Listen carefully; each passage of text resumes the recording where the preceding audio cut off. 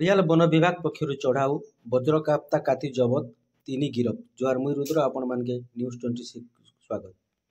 गत सोमवार दिन रात 7 घंटा समय किरकिटा पंचायत जुनापाणी छक ठारे वज्रकाप्ता को मारी तार काती बिक्री करने योजना करथिला बेले खड़ियाल वन विभाग पक्षर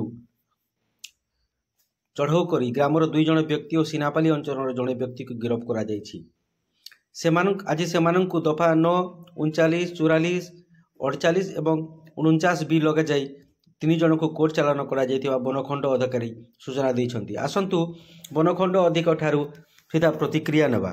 आफ्टरनून रे हमें खबर पाइलु कि गोटे पैंगोलिन स्केल रो ट्रांजैक्शन हेबा को जाउछि आउ से खबर पाइकी आमे गोटे टीम गठन करिथिलु आउ से टीम संध्या 8टा पाखापाखी जुनापानी एरिया रे जिते बड़े से ट्रांजैक्शन होउथला लेन देन होउथला पैंगोलिन वज्रकाप्तार तार सरकातीर से 3 जन को सेठी धरिथिले आ ता सहित 1.8 केजी रो पैंगोलिन स्केल मध्य रिकवर करिथिले।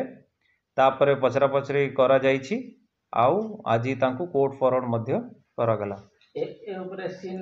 हाँ आज अराउंड 9टा 10टा बेले क्राइम सीन रिक्रिएशन मध्य करा जाइछि।